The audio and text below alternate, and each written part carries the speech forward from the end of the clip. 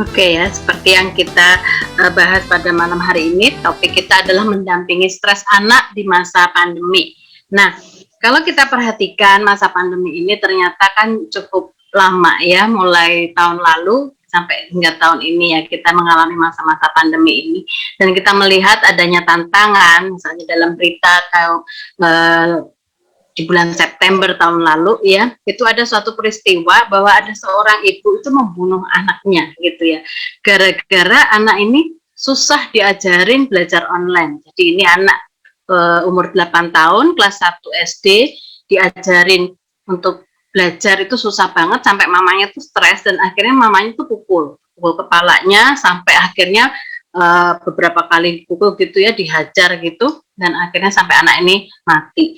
Nah, kemudian juga ada satu berita lagi di bulan Februari yang lalu ya, berarti beberapa bulan yang lalu, bahwa mengatakan bahwa COVID-19 ini ternyata menimbulkan stres, anak mudah marah, kemudian juga adanya dugaan bunuh diri. Persoalan mental murid selama sekolah di rumah itu cukup banyak ya. Bahkan boleh dikatakan bahwa kesepian, bosan, hingga stres ini dirasakan sejumlah besar pelajar selama proses pembelajaran jarak jauh, dan pada kasus-kasus yang ekstrim ditemukan juga adanya depresi ataupun kasus-kasus yang berujung dengan bunuh diri. Nah, kalau kita perhatikan tantangan ini, menurut survei juga yang dilakukan oleh Kementerian Pemberdayaan Perempuan dan Perlindungan Anak terhadap lebih dari 3.200 anak SD sampai SMA pada bulan Juli 2020 lalu, sebanyak 13% responden itu mengalami gejala yang mengarah pada gangguan depresi ringan hingga berat selama masa new normal itu ya.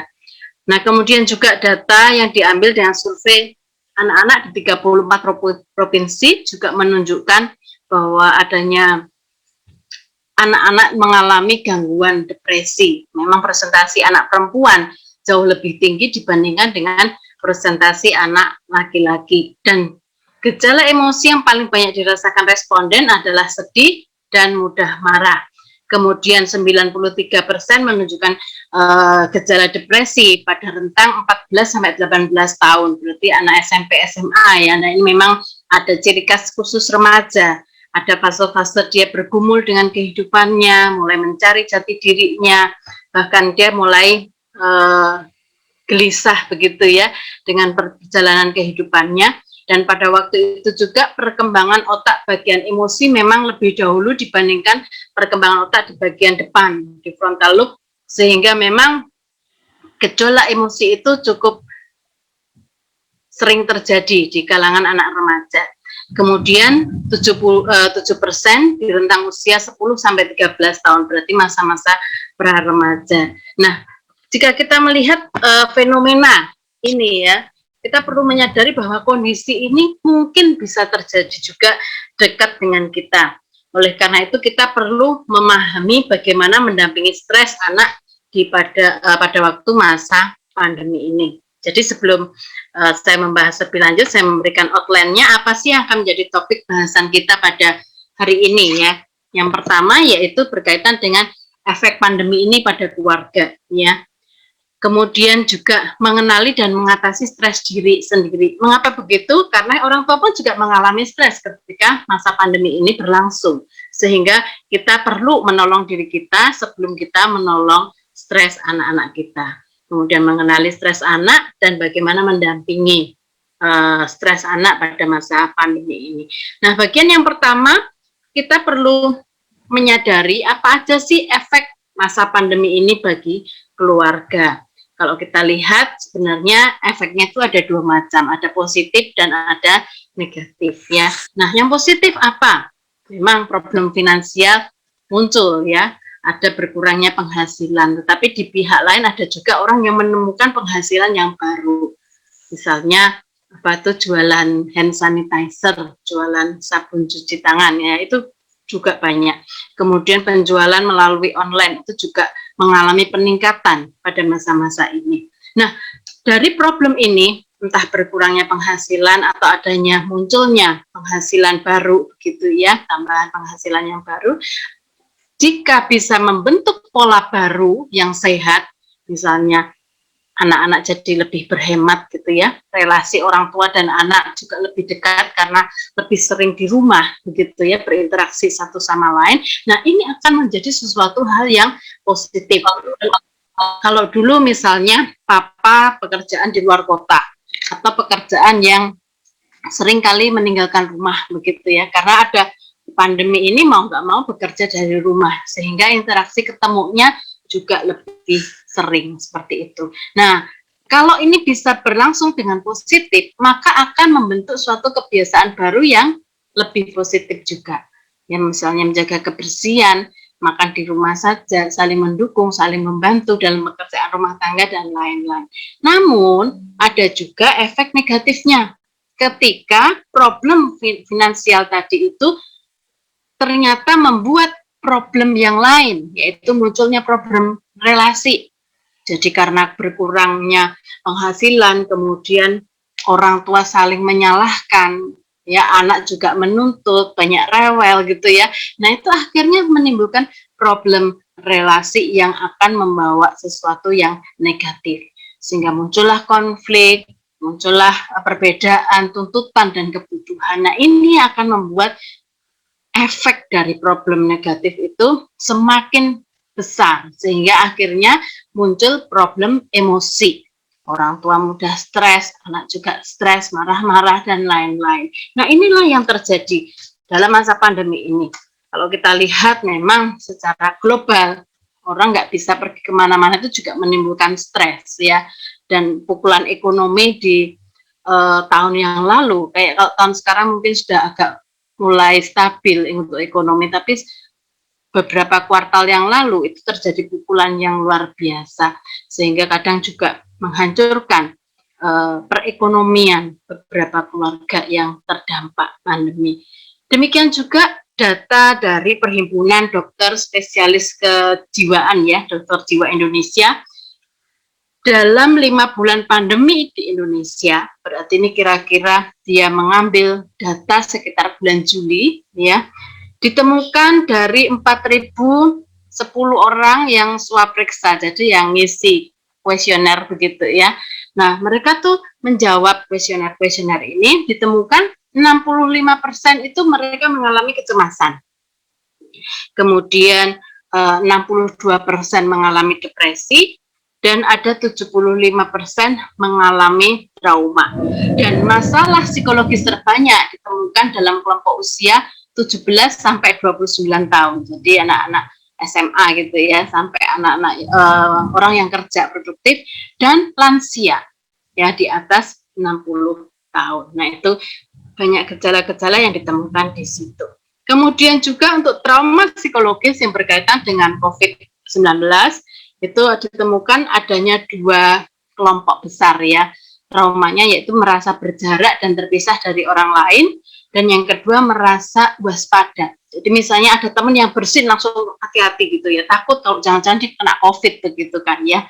Jadi kalau dulu sebelum COVID orang mau bersin, orang mau batuk, kita nggak terlalu perhatian, nggak terlalu peduli gitu, siapa-siapa gitu kan. Tapi begitu bunyi hacing, nggak tahu apa, kita sekarang ini langsung waspada banget ya, sehingga takut ketemu orang dan takut megang handle pintu ya, sehingga kita kadang memang dianjurkan untuk pakai siku kita untuk membuka pintu dan lain-lain. Nah, itu juga menimbulkan suatu problem sehingga kita menyadari bahwa meskipun ini sudah berlangsung lama, tetapi tetap sebenarnya ada problem-problem yang perlu kita kenali sehingga kita tidak terjebak terus di dalam problem, tetapi kita bisa mengatasi problem-problem yang muncul itu. Nah, selanjutnya bagian yang kedua kita mengenali stres diri kita sendiri. Nah, stres itu apa sih? Ya, stres itu adalah reaksi tubuh yang muncul saat seseorang itu menghadapi ancaman, tekanan, dan suatu perubahan. Ya, ini stres. Jadi adanya reaksi dalam tubuh. Nah, munculnya reaksi tubuh ini ada yang positif, tapi ada juga yang negatif ya. Jadi stres itu jenisnya ada 2 macam. Ada yang disebut eustress, itu yang positif. Nah, ini menimbulkan rasa waspada, termotivasi, adanya suatu tantangan begitu ya.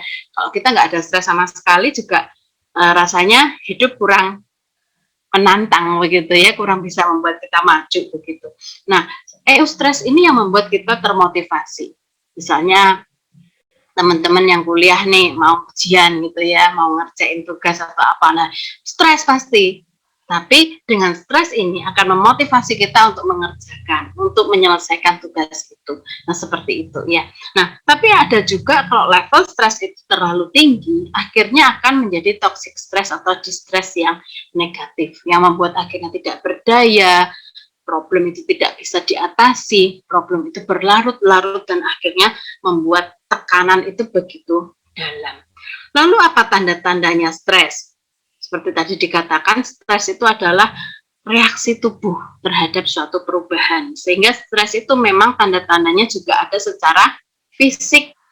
Tanda-tanda secara fisik misalnya apa? Misalnya sakit kepala, puyeng gitu ya, merasa kelelahan, padahal tidak melakukan aktivitas yang berat. Kemudian juga ada problem pencernaan ya, biasanya stres itu menimbulkan asam lambung itu meningkat sehingga bisa muncul masalah pencernaan. Kemudian juga sesak nafas atau nyeri di dada, rasanya kayak sesak begitu ya, kayak ada benda yang menindih di dada gitu ya. Nah, itu yang membuat sebenarnya juga stres itu. Kemudian ketegangan otot, sering kram, kaku, dan lain-lain. Dan gangguan tidur yang sering ini. Gangguan tidur itu bisa karena kebangun tengah malam atau sulit untuk memulai tidur. Nah, ini bisa merupakan salah satu tanda dari stres itu secara fisik.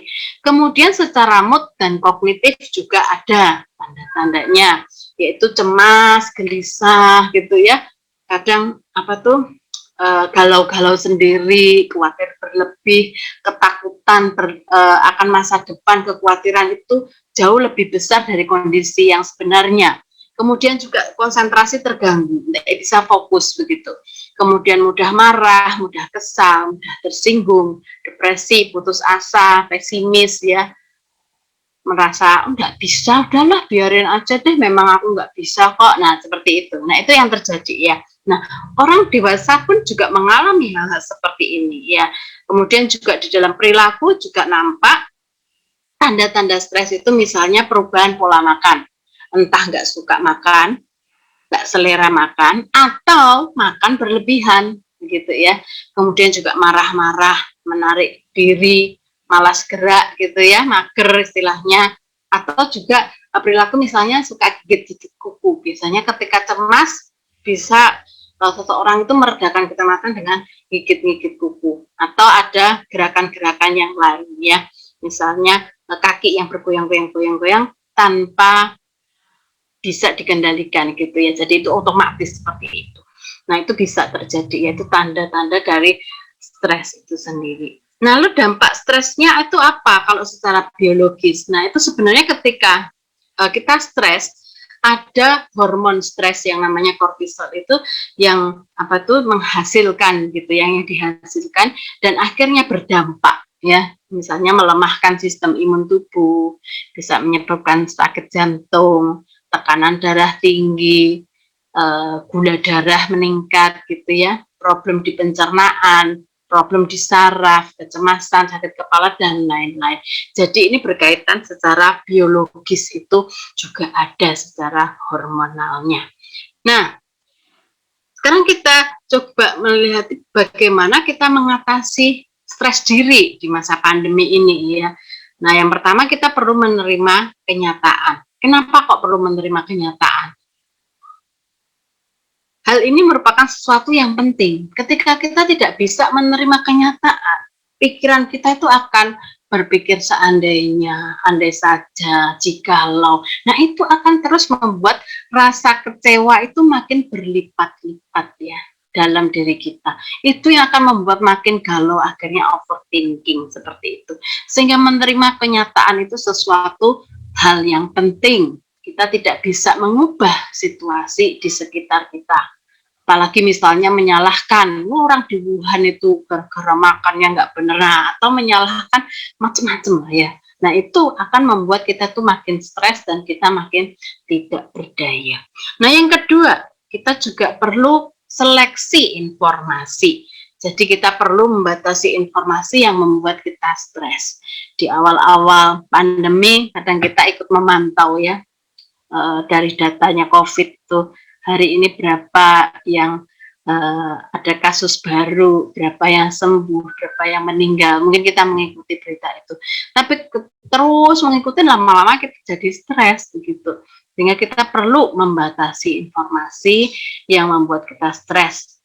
Kadangkala kita perlu istilahnya istirahat ya dari berita-berita yang membuat kita cemas, galau dan lain-lain.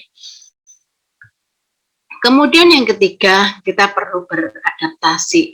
Ini menyesuaikan diri kita dengan perubahan. Jadi berkaitan dengan yang pertama tadi menerima kenyataan, kita perlu juga beradaptasi, menyesuaikan diri dengan perubahan, fleksibel di tengah ketidakpastian. Nah, ini yang kadang susah ya. Kadang-kala kan kita pengennya sesuatu yang pasti-pasti aja, sesuatu yang sudah terjamin begitu ya.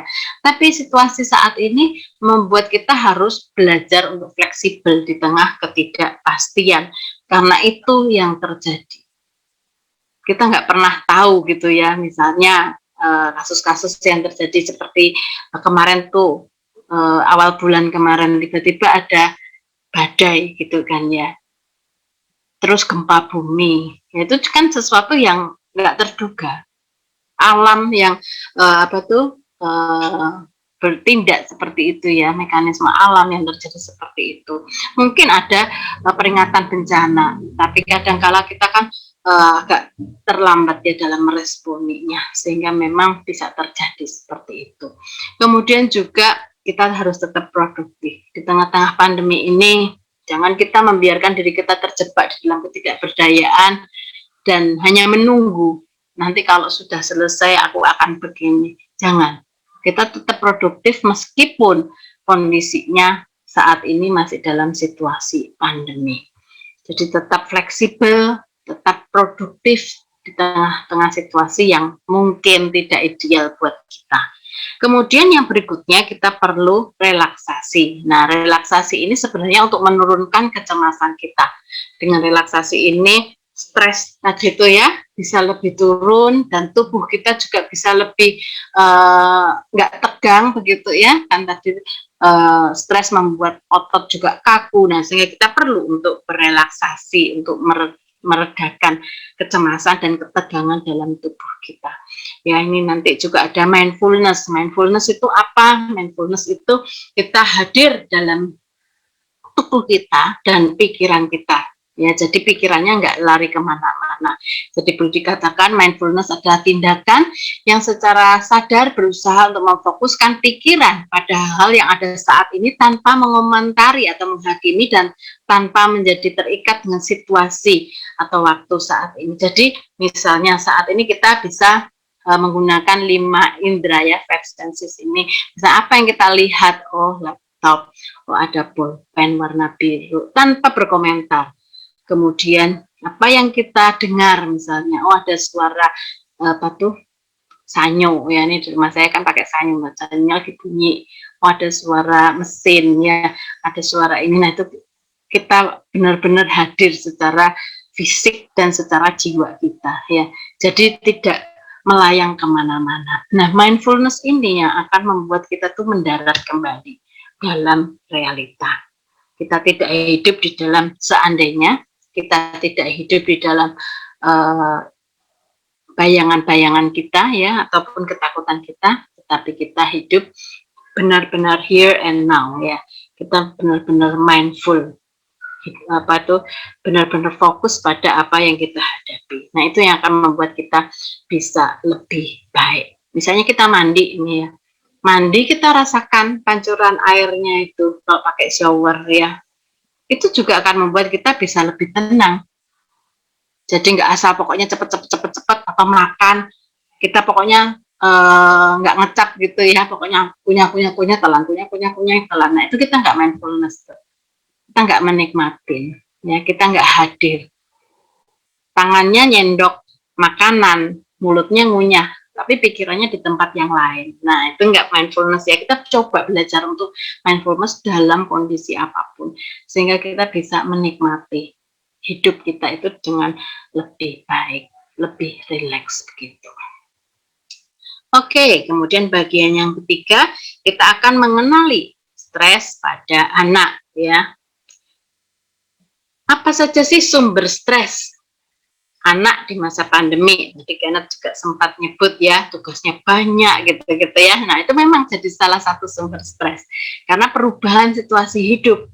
Dulunya mereka bisa ketemu teman-teman di sekolah untuk bermain, belajar, tapi sekarang mereka harus di rumah bersama dengan orang tua. Kalau relasi dulunya dengan orang tua baik gitu ya, perhatian orang tuanya, dia bisa cerita apa adanya, ya enak, anak ya nyaman gitu ya. Tapi kalau dulunya sudah sering konflik, sering dibandingin, sering diomelin, nah anak ini di rumah juga makin stres ya, karena kurang nyaman juga di rumah. Nah, akhirnya ada juga ini bosen, gejala bosen itu juga membuat stres. Gak tahu mau ngapain, bosen aja itu doang gitu ya, muter-muter itu aja, ketemunya itu aja gitu ya, lu lagi gitu kan ya. Nah, kemudian juga adanya interaksi sosial yang terbatas. Ini juga membuat stres. Anak-anak bisa bermain, bisa ketawa sama teman-teman, nah itu sebenarnya membuang stresnya mereka. Tetapi karena sekarang masa pandemi, mereka terbatas interaksinya, yaitu juga membuat mereka merasa tidak bisa bergerak. Kemudian juga tugas sekolah banyak. Ya ini memang sesuatu yang perubahan yang cukup signifikan ya. Kalau pembelajaran tatap muka, guru bisa tahu proses anak ini belajar bagaimana, dia memahami materi bagaimana gitu ya. Tapi karena belajarnya di rumah, sehingga penilaiannya itu ya dari tugas-tugas yang dikerjakan seperti itu. Teman-teman mahasiswa juga mengalami hal yang sama ya. Kadang ada dosen yang memberikan kuliah 1 jam pelajaran, setelah itu mereka disuruh ngerjain tugas kelompok, diskusi, dan harus diserahkan hari itu juga. Nah itu makin banyak tugasnya memang, tetapi ya itu caranya untuk proses pembelajaran itu bisa terjadi dan ada nilai yang bisa diambil dari tugas-tugas yang diberikan tadi. Apalagi jika ada masalah ekonomi keluarga, ini juga akan membuat stres. Kadang orang tua kalau sudah masalah ekonomi itu ya, berantem di depan anak misalnya. Atau anaknya diomelin gara-gara minta sesuatu gitu ya, misalnya minta jajan. Udah ngomelnya rentetannya terlalu panjang, sampai nyinggung papamu nih gajinya dipotong gini, waduh anak tambah stres. Ya ampun, padahal aku cuma minta permen, ngomelnya panjang banget misalnya kayak gitu ya. Nah itu juga bisa menimbulkan stres, sehingga anak kan tidak berani mengutarakan keinginannya karena takut makin dimarahin. Nah sehingga juga ada muncul problem interaksi di rumah. Ini juga sebagian besar yang terjadi ya, karena memang awalnya relasinya kurang baik di rumah, sehingga ketika harus berada di rumah saja itu akan menimbulkan problem yang cukup berat. Kemudian juga adanya kesulitan belajar. Saya membayangkan anak-anak yang kelas 1 SD ya, atau anak-anak TK, itu sulit sekali untuk orang tua bisa ngajarin. Saya ingat dulu anak saya waktu TK tuh kan diajarin nulis sama gurunya. Saya ngajarin aja, aduh kok bikinnya nggak lurus ya, kok nggak bisa bagus bentuknya keriting-keriting gitu ya. Nah, itu kadang saya bingung ngajarinnya gimana. Saya pegangin tangannya, dia lama-lama juga nggak suka kan ya. Tapi gurunya itu bisa ngajarin di sekolah. Anak ini bisa baca, bisa tulis. Waktu anak saya naik dari TKA ke TKB itu saya senang sekali. Saya bilang gurunya, Miss terima kasih ya Miss, ini anak saya bisa baca, bisa nulis. Saya aja nggak ngerti caranya kok bisa ngajarin baca tulis gitu ya. Nah ini ketika masa pandemi ini datang, orang tua mau nggak mau harus ngajarin. Dengan keterbatasan kita sebagai orang tua, bukan sebagai pendidik, apalagi guru-guru anak-anak yang kelas kecil itu kan sulit sekali. Nah itu orang tua dipaksa untuk ngajarin ya. Nah ini juga akan membuat stres bagi anak itu, merasa kok mamaku nih galak banget sih kalau ngajarin aku. Enak sekolah gitu, ketemu miss ya, ketemu guru di sekolah lebih sabar missnya dibandingkan mama kita gitu ya. Nah itu bisa terjadi. Demikian juga anak-anak yang remaja. SMP, SMA, tuh orang tuanya sudah nggak ngikutin itu, apa, nggak ngerti gitu ya. Nah, itu yang terjadi. Kesulitan belajar juga bisa menimbulkan stres di masa pandemi ini. Nah, gejala-gejala stresnya apa? Ada anak ini ya, kita bisa melihat beberapa uh, item di sini, misalnya adanya perubahan perilaku atau gestur yang nggak biasa, emosinya nggak stabil, mudah marah, mudah nangis, rewel gitu ya, terus nggak bisa tenang, selalu gerak, belajar baru sebentar, udah nggak tahan, bukain kulkas, buka jalan kemana begitu ya, nggak bisa tenang. Terus tampak sedih berlebihan, ini biasanya kalau remaja ya, kalau anak kecil tuh cenderungnya rewel itu aja sih ya. Kemudian juga mudah putus asa, menarik diri dari lingkungan, murung, kehilangan kepercayaan diri, kemudian juga lengket berlebihan. Nah, ini untuk anak-anak kecil ya, tiba-tiba nempel terus, takut, apa-apa nggak berani gitu ya, pengennya nempel sama pengasuhnya terus. Kemudian gangguan tidur, sulit tidur ya, sering terbangun, kemudian mimpi buruk, sulit konsentrasi, nafsu makan menurun, ngompol. Ada anak yang sudah nggak biasa ngompol gitu ya, jadi ada anak-anak yang TK ataupun SD kelas kecil gitu ya, bisa aja terjadi ketika dia stres itu bisa ngompol, nggak bisa mengendalikan itu. Nah, ini kita perlu perhatikan gejala-gejala ini pada anak-anak kita. Nah, peran pendampingan orang tua tentunya berbeda pada tiap tahap usia anak ya. Anak yang kalau kita punya anak masih TK tentunya beda dengan kita yang punya anak SMA begitu ya, sehingga memang ada tahap-tahap usianya. Jadi disesuaikan, usia 0 sampai 5 tahun beda dengan yang 6 sampai 12 tahun, ini anak SD, kemudian anak SMP, SMA, remaja, beda juga dengan anak-anak yang sudah masuk fase kuliah ya. Nah, untuk anak 0 sampai 5 tahun, peran pendampingan orang tua itu dengan telling. Telling itu memberitahu, ngajarin gitu ya, ngasih contoh dan diberikan konsekuensi fisik karena mereka belum bisa tahu benar salah itu ya, hanya tahu dari konsekuensi fisik. Kemudian juga kontrol dan pengawasan di situ ekstra ketat begitu. Jadi jangan sembarangan pikirnya gak apa-apa kok masih kecil, nanti dia bisa melakukan sesuatu yang berbahaya tanpa kita sadari ya. Kemudian kalau 6 sampai 12 tahun, nah itu teaching, yang mengajarkan, beri contoh, ngajak berpikir konkret, karena memang kalau anak SD itu pikirannya konkret. Jadi kalau kita sebagai orang tua ngajarin sesuatu yang nggak konkret, itu susah. Misalnya jelasin tentang kambium, apa itu kambium? Ya, saya dulu ingat waktu anak saya SD juga gitu. Kambium itu apa? Cairan di antara kulit kayu apa? Ya udah sini-sini lihat kayunya nih, ada pohon belimbing dikopak dikit nih, ini kambium gitu ya. Nah itu konkret.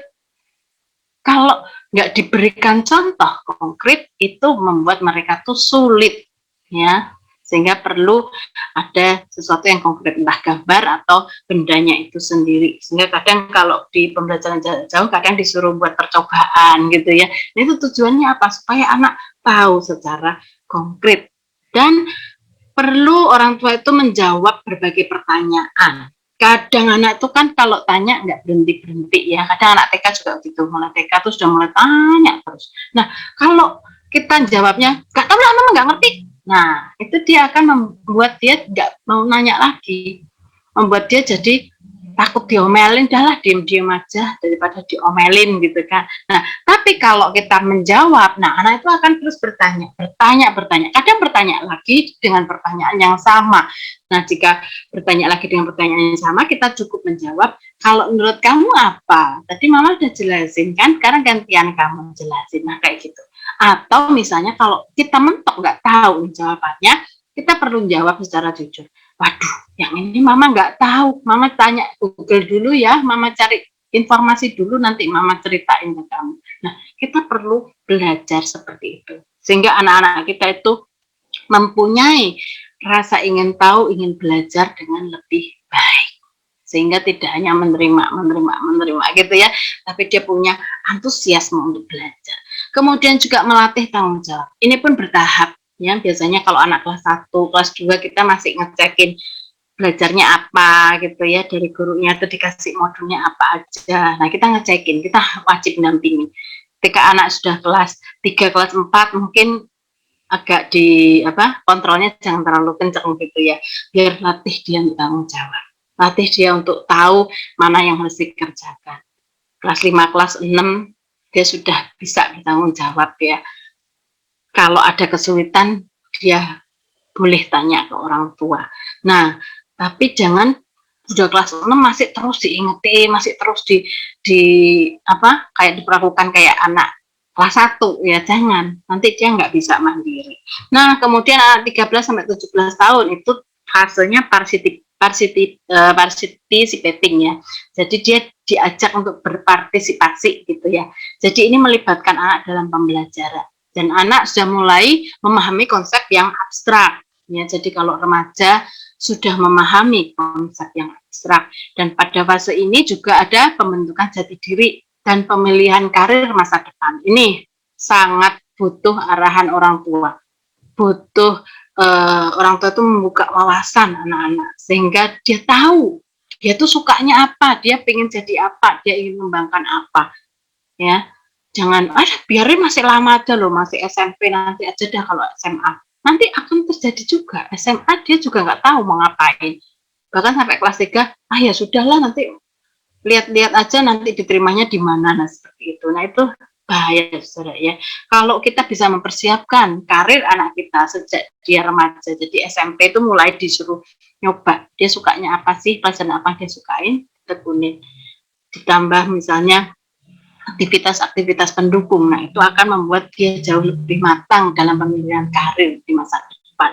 Nah, kalau sudah 18 tahun ke atas, nah itu delegating ya, tinggal mendelegasikan. Orang tua memberikan kepercayaan pada anak sehingga mengurangi kontrol dan pengawasan ya. Jadi tidak seperti anak yang SD gitu ya, tapi diberikan kepercayaan. Dipercaya untuk dia punya pilihan, menjalani pilihan itu dengan baik. Nah, ini peran pendampingan orang tua. Nah, selanjutnya bagaimana peran pendampingan dalam belajar? Nah, ini tentunya disesuaikan juga dengan peran dalam pendampingan sesuai dengan usia anak tersebut ya, jadi masing-masing. Nah, dalam masa pandemi ini orang tua itu punya peran yang macam-macam ya, sebagai guru, sebagai admin, tenaga administrasi, sebagai teman, juga sebagai guru BP ya. Kalau sebagai guru apa? Membantu proses belajar mengajar, memberi dukungan sarana dan prasarana. Jadi kalau yang masih kecil ya pasti orang tua akan dampingin lebih full gitu ya. Kalau yang gede ya paling enggak kuotanya dipenuhin gitu ya, sarana prasarana misalnya wifi atau ya kuota itu perlu diadakan gitu kan untuk mendukung proses belajar mengajar itu. Nah, orang tua sebagai admin misalnya mengingatkan jadwal dan tugas mandiri ya. Kadang ada anak-anak tuh yang bangunnya terlambat misalnya atau nggak ngerjain tugas gara-gara lupa.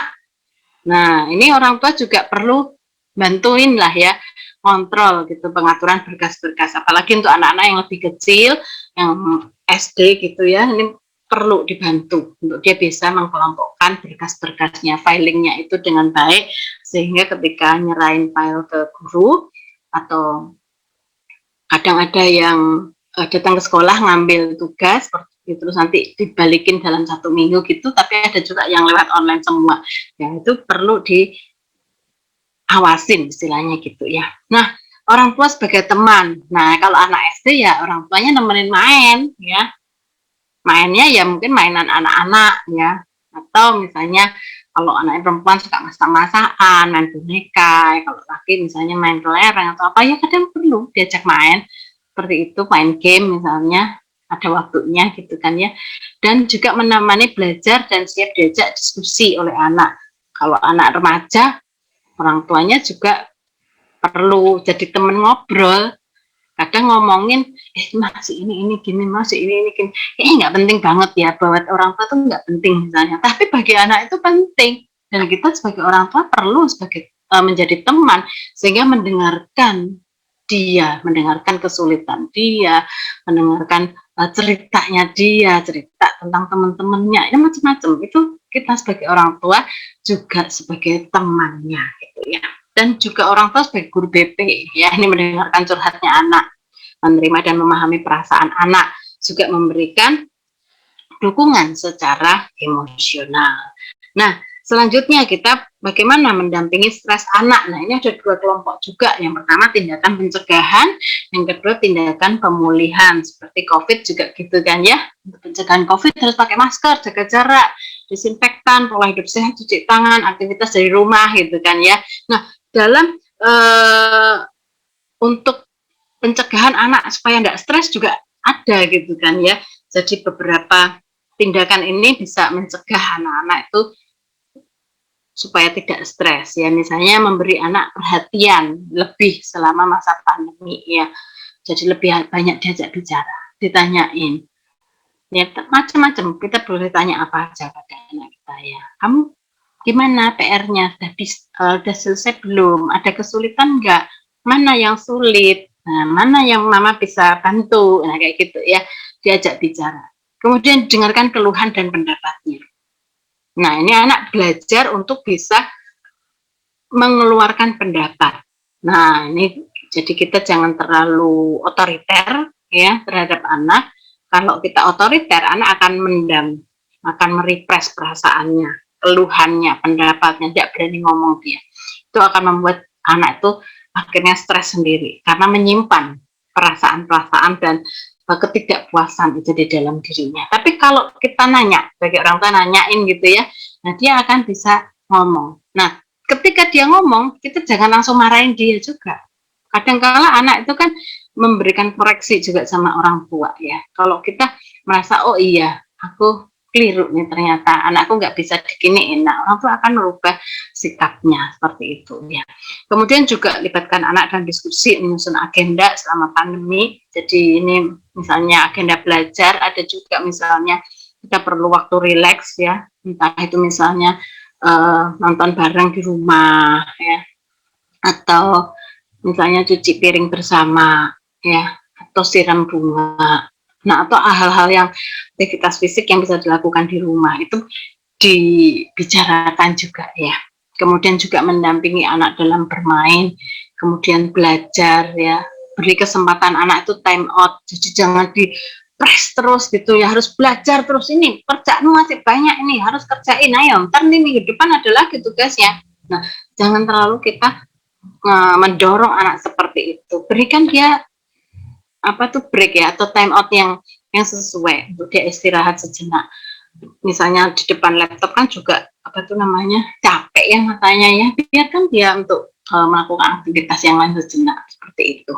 Jadi tetap lakukan aktivitas fisik yang cukup, dan juga orang tua harus jadi model ya, panutan untuk memperlihatkan sikap tenang, tidak cemas, dan bersikap suportif ya, mendukung dia, memberikan dukungan dia juga bisa tetap tenang di masa pandemi ini. Kemudian tadi itu yang tindakan pencegahan, nah ini tindakan pemulihan. Nah, kita perlu mengatasi ketakutan anak terlebih dahulu, karena stres itu biasanya kan berasal dari ketakutan atau kekhawatiran yang berlebih. Sehingga kita memang perlu berkomunikasi secara objektif, menerima perasaan anak, memberi pelukan yang menenangkan ya. 3 hal ini kita lakukan, langsung kecemasan itu akan turun, stresnya itu akan turun. Karena pelukan ini ya secara fisik itu memberikan keteduhan. Di dalam teknik terapi gitu ya, ada yang disebutnya butterfly hug ya. Sebenarnya kan kayak nepuk-nepuk diri sendiri gini ya, berganti ya. Nah, ini sebenarnya juga menunjukkan menenangkan ya. Sentuhan fisik ini menenangkan. Nah, itu yang kita perlu lakukan pada anak kita, sehingga mereka juga bisa untuk lebih tenang begitu. Kemudian kita juga perlu mempunyai strategi untuk mengurangi stres yang berkepanjangan. Yang pertama, mengelola aktivitas rutin. Kenapa kok aktivitas rutin ini penting untuk bisa mengurangi stres? Dalam penelitian menunjukkan bahwa aktivitas rutin itu bisa membangun ketahanan dalam masa-masa krisis. Dan sebaliknya, aktivitas atau tindakan yang impulsif, yang tanpa perencanaan, itu makin membuat stres meningkat. Jadi misalnya kita orang yang punya jadwal atau punya planning ya, program gitu untuk kita mau ngapain, habis ini mau ngapain, nah itu jauh lebih bertahan di dalam masa-masa yang sulit seperti ini. Tapi kalau nanti aja lah, biarin aja. Terus kita impulsif, sebentar kita teman ngajakin ngobrol, ya ngobrol. Akhirnya ketika misalnya tahu loh, ini tugasku belum pada selesai nih, waduh tambah stresnya meningkat seperti itu. Jadi sebenarnya kita perlu mengelola aktivitas rutin, jadwal harian itu perlu dikelola dengan baik. Itu akan membuat daya tahan yang lebih stabil begitu ya. Tidak banyak hal yang dicemaskan. Kemudian orang tua juga perlu bersikap realistis terhadap pembelajaran online. Pembelajaran online ini tentunya berbeda dengan yang tatap muka langsung ya, apalagi untuk anak-anak yang lebih kecil. Jangan kita mendesak mereka untuk berprestasi atau mencapai hasil yang seperti sebelumnya. Karena kita tahu juga kadang ada kendala sinyal misalnya. Misalnya ada daerah-daerah yang kalau hujan, lampu padam, sinyalnya hilang. Nah, ini nggak mungkin disamakan dengan kondisi sebelum pandemi. Itu bahaya sekali ya. Itu menimbulkan stres ketika orang tua mempunyai tuntutan yang sama dengan sebelum masa pandemi. Kemudian juga mengimbangi aktivitas yang fisik, olahraga ringan, berjemur di depan rumah gitu ya, atau melakukan aktivitas yang lain. Itu juga bisa menurunkan stres ya. Kemudian berikutnya menemukan cara kreatif untuk bisa terhubung dengan orang lain, misalnya dengan Zoom ya, atau tim, atau WA call rame berapa orang tuh, 8 orang mungkin masih bisa ya sama temennya, hahaha sama temennya. Nah itu ya, itu perlu didorong supaya anak-anak itu tidak stres ya. Bolehlah mereka bicara sama temennya melalui telepon. Nah kita perlu paham juga kalau di rumah ada wifi ya nggak apa-apa ya. Istilahnya mau telepon berapa lama, mau Zoom berapa lama, tidak masalah. Tapi kalau yang kuota, nah kita juga perlu hati-hati. Kalau memang ada keterbatasan dana untuk pembelian kuota ya kita perlu terus terang sama anak kita. Tapi kalau ini ada kuota belajar kan ya, nah itu bisa digunakan untuk Zoom juga, untuk diskusi kelompok dan lain-lain. Nah itu kita bisa temukanlah cara-cara kreatif untuk mereka bisa tetap terhubung dengan orang lain gitu. Kemudian memberikan contoh dalam mengolah stres. Nah nanti kita akan bahas sendiri bagian ini, dan juga mendorong pola pikir yang objektif dan bertumbuh ya. Jadi diberikan hal-hal yang optimis ya, diberikan hal-hal yang positif begitu, karena memang pandemi ini tidak selamanya atau tidak selalu memberikan dampak yang negatif. Ada sisi-sisi positif kalau kita temukan secara detail begitu ya, ada sisi-sisi positifnya, sehingga kita juga memberikan dorongan kepada anak itu. Dengan pandemi ini ya diharapkan keluarga-keluarga ini makin dekat, orang tua makin tahu kesulitan anak gitu ya, dan anak juga mungkin bisa merasakan pergumulan orang tua seperti apa, sehingga bisa saling support satu sama lain, bisa saling mendukung satu sama lain. Nah ini yang perlu dikembangkan. Tapi tetap ingat, mereka boleh tetap optimis, mereka boleh tetap hidup sehat gitu ya, dan menjaga protokol kesehatan. Nah berkaitan dengan mengelola stres, ini ada satu bagian yang sangat penting. Yang pertama itu perlu journaling ya. Jadi mengenali apa sih yang membuat aku stres, mengidentifikasi penyebab, mengenali responnya, apa thinkingku tentang ini, situasinya seperti ini, apa respon emosiku, kenapa kok aku berespon seperti itu ya, lalu efeknya apa yang kurasakan. Nah itu journaling. Seperti gambar ini ya, sebelum journaling tuh kusut rambutnya tuh ya, mekar kemana-mana nggak tahu karuan, tapi setelah journaling tuh lebih rapi. Jadi istilahnya seperti kita menata pikiran kita untuk kita bisa mengidentifikasi penyebab dan kita memberikan evaluasi, sehingga kita bisa self-talk dan membangun diri kita dengan lebih baik. Nah dalam pengelola stres, hal yang utama adalah perubahan perspektif. Nah kenapa begitu? Karena stres ini sebenarnya kan dipengaruhi oleh persepsinya kita, cara pikir kita terhadap sesuatu, terutama berkaitan dengan perubahan. Nah, ketika perspektifnya negatif, pesimis duluan, atau negatif duluan, itu akan membuat stres makin meningkat dalam diri kita. Nah, kemudian kita perlu juga relaksasi dan self-care. Ini berkaitan dengan fisik ya. Jadi perlu meredakan ketegangan di otot-otot kita. Kemudian juga olahraga dan pola hidup sehat ini juga berkaitan dengan masalah fisiknya. Kemudian koneksi dengan orang lain ini berkaitan dengan pola relasinya, interaksinya kita dengan orang lain, perilaku kita. Itu juga bisa berkaitan dengan pengelolaan stres ya. Ketika kita punya relasi yang buruk, cenderung negatif ya, banyak kritik, banyak konflik, itu juga akan membuat kita tidak bisa mengelola stres dengan baik. Tetapi ketika relasi itu berjalan secara sama ya, positif gitu ya, saling menghargai, saling terbuka, bisa menerima satu sama lain ya, mau mencoba memahami, nah itu akan membuat stresnya bisa hilang, karena bisa support satu sama lain. Dan kemudian satu lagi yaitu optimis ya, atau punya pengharapan. Ini juga akan memberikan mood yang baik. Kalau moodnya kita tuh pesimis, itu akan membuat kita tuh makin down begitu.